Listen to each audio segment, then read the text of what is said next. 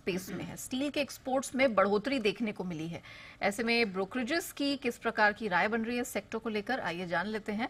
आशीष के पास है सारी डिटेल्स। आशीष, बताइए क्या हो रहा है एग्जैक्टली। देखिए, थोड़ा सा कंफ्यूजन है। ब्रोकरेजेस की राय तो बता दूंगा, लेकिन आप दोनों की भी सहायता लगेगी स्टॉक्स पर क्या करना चाहिए और साथ में प्राइजेस का क्या चल रहा है। अब स्टॉक्स काफी समय से अगर आप देखें तो फेरस स्पेस में, यानी जो स्टील कंपनीज है, इन्होंने परफॉर्म नहीं किया। इसकी तुलना में अगर आप हिंदुस्तान कॉपर को देख लो, बढ़िया तेजी आ गई, नाल्को को देख लो, चल गया, एनएमडीसी में भी बड़ी तेजी आ गई। लेकिन ये स्टॉक्स अगर आप देखें तो कंसोलिडेट कर रहे हैं। अब खबर क्या है ये बता देता हूं कि जैन में जो एक्सपोर्ट का डेटा है ये 18 महीने के हाईएस्ट स्तर पर है। लगातार बढ़त यहां पर देखने को मिल रही है।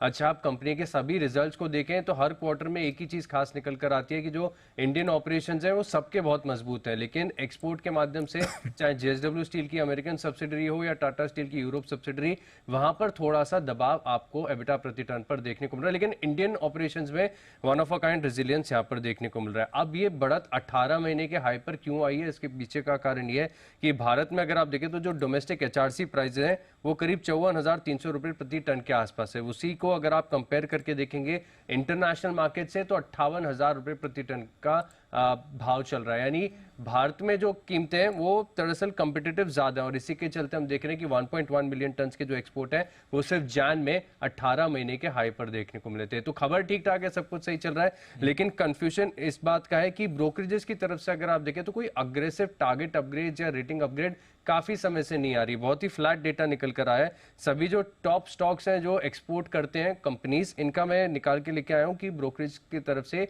एवरेज टारगेट क्या है। जितने भी एनालिस्ट इस स्टॉक को कवर कर रहे हैं उनकी तरफ से औसत क्या निकल कर आ रहा है। तो औसत की बात करें तो जेएसडब्ल्यू स्टील में 843 रुपए का जो है टारगेट निकल कर रहा है। आप देखिए, मौजूदा भाव से ना के बराबर की अपसाइड है।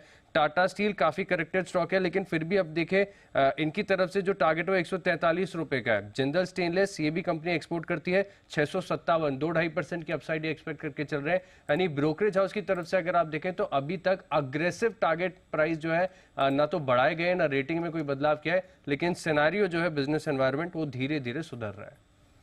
ओके, तो एनवायरनमेंट सुधर रहा है बट प्राइस टारगेट में अभी उतना मूव नहीं, बिल्कुल फ्लैट, कोई बड़े अपग्रेड्स नहीं है।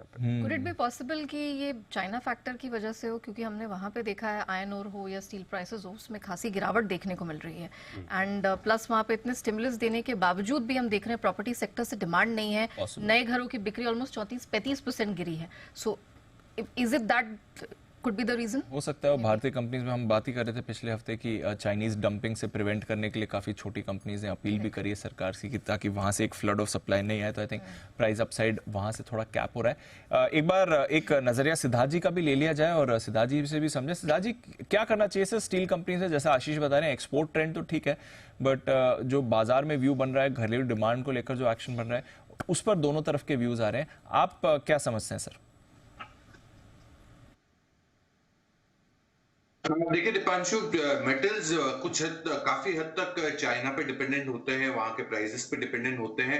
अब ये देखना बहुत जरूरी होगा कि रॉ मटेरियल प्राइसेस कितने बढ़ते हैं इस साल में, नेक्स्ट फाइनेंशियल ईयर में, क्योंकि रॉ मटेरियल के प्राइसेस जब भी बढ़ते हैं तब मेटल्स के रियलाइजेशंस भी, फिनिश गुड्स के रियलाइजेशंस भी बेहतर होते हैं।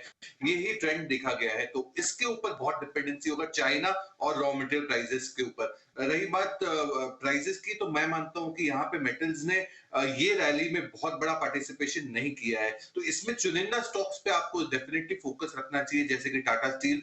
मुझे लगता है कि टाटा स्टील में मूव रह सकता है medium to long term perspective से। और metals overall aluminium space, Hindalco positive, आपने पिछले दिन में ही वो नोवेलिस की जो स्टोरी हुई थी, अमेरिका कोई सैंक्शन ला सकता है रशिया पे, तो रशिया की जो सबसे बड़ी कंपनी है एल्यूमिनियम की, उसके ऊपर अगर सैंक्शन आते हैं तो नोवेलिस इज डेफिनेटली पॉजिटिव। तो ये सारे ही एस्पेक्ट्स देखते हुए मुझे लगता है कि metals neutral to market performer जरूर रहेंगे। उसमें चुनिंदा स्टॉक्स जैसे कि टाटा स्टील आउट परफॉर्मर रह सकते हैं। तो टाटा